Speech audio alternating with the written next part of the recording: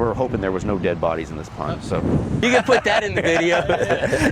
Okay, so we're headed over to our new development. This is 121 West Park, and we're just leaving our first one. We're going to show you guys, if you follow along today, kind of what we've changed and all the improvements we've done from what we're just leaving to the brand new park here. We did a new color scheme on this building, new frontages, and it's a much bigger development as well. It looks like we've got tons of action here. Look at this. We've got 2 trucks on scene. I think we've got 10 yards coming. Josh, correct me if I'm wrong. This first phase is already 100% leased, right? Yeah, we're at 100% here. The amount of visitor parking, obviously, we brought that up as well, which is getting fully used today. I just noticed that. I was like, this park is loaded out. Full right now. We probably have to park in the dirt. Yeah, I think so. It's cool seeing this park get fully utilized. You know, something we just, I guess in October, we finished construction.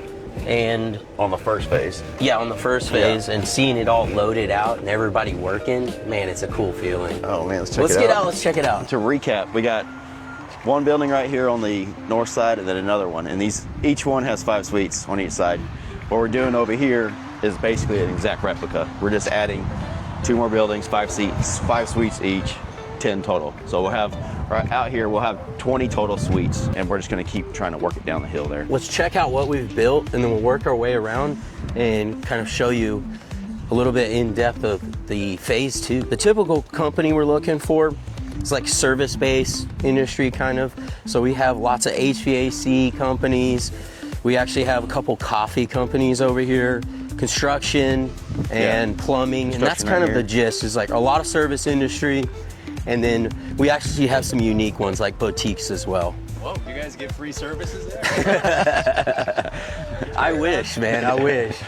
And you can kind of see, I just kind of wanted to show you these frontages that we changed. And you know, because you just came from our park, but obviously we have our glass fronts and we did a bigger window here to really open up the space. Don't fall there, Landon.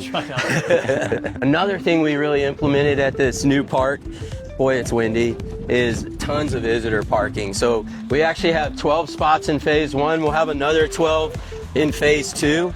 So 24 extra visitor spots along with our 4 already on the property. We have wider driveways, and if I'm yelling, it's because of the wind. I'm gonna show y'all something super unique on this park. Cool. That's the new design. I always point this out when I come here because it just came out looking so cool. And this is something we struggled with on our other parks. And it came out so cool and unique that I gotta show you. These AC units are all hanging. If you can see, we did these custom brackets all the way down. And what we struggled with on our previous parks is over time the AC units would get all kind of cattywampus with how the earth moved. This basically eliminates that. Yeah. So there's a little tidbit, especially if you're in the development space, you just learned something massive, but you do have to figure out somebody that can make these for you. So we did 30,000 square feet of concrete at this park. This is the most amount, obviously, we've done before. Huge cost on our end, but we always look at it, at the end of the day, the concrete makes the space more usable, and we would never go into something like the gravel space. What we like to offer is something just really premium for our tenants. So another improvement we did on this park is our overhangs are about 4 feet longer. So we have a little bit more space there for our tenants when they're unlocking the doors, getting in their suites, that kind of vibe, making it a little bit more usable. This is something we've always had at all our parks, but our bay doors are 14 feet high, which is, it's pretty tall. We make it so you can pretty much do anything you need to bay-wise for your company. So if you need, like if you have bigger trucks, some people even park RVs in here, so. Yeah, we have several tenants that they just use it as kind of their toy space, you know?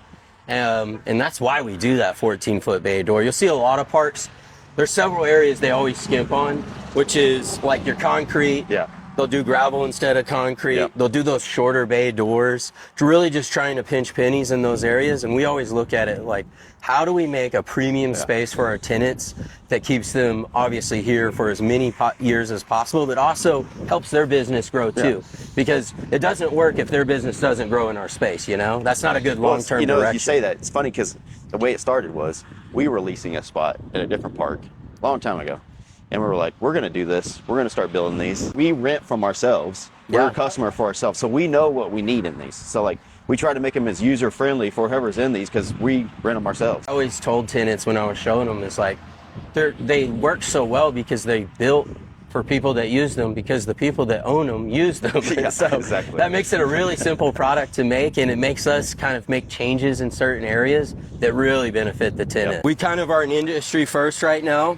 In all of our warehouse spaces, we offer full warehouse HVAC, which in Texas, we can get those huge climate changes, either cold or hot. And Bipolar weather. yeah, Oh, yeah, exactly. exactly. You get it. And so what we did is this has 5 inches of open cell insulation, spray foam, and then 1 inch of closed cell. Yep. So we get that rigidity, but also that huge R factor from the open cell. And that allows us to cool this space very efficiently, especially on the tenant side, and make it a lot more usable. This is going to be our 3rd building on this, and then there's going to be a 4th building over here, adding about 18,000 more feet of flex space. And you can tell here we've already started packing it. We've got our fill in already. This pad looks like it's getting pretty close. That Yeah. pad will probably require quite a bit more dirt. Yep. And that's probably why you're seeing already so much dig. If y'all saw in that video earlier, we have frontage signage. So that's something we changed last year. Yeah. And it gives you, this highway gives about 9,000 cars a day. So all of our tenants can put their signage. So it's almost like a free billboard if you take that frontage side lease. No, I don't want to give away too many secrets in the first video. I know one of them is all of our parks are kind of set up for future development. So you'll see us make large expenses in certain areas to make sure down the road we can utilize the entire footprint of the property we buy. Because being in North Texas, one of our biggest expenses is the property. Yep. And wasting it is never one of our plans. So this is our new page. This is something that we want to do to show you all the process of building these business parks. We love it. We want to kind of share this with the world. So this is our opportunity to show something that we love to do, and this is our kind of a passion of ours. So this page is gonna be something where we can show you the in-depth look of the process, of the steps that we have to go to get the pads down, get the buildings built, and get it leased out. And speaking of leasing, if you need one of our suites, holler at us. The details will be below this video and actually in every video. Deuces. Yeah.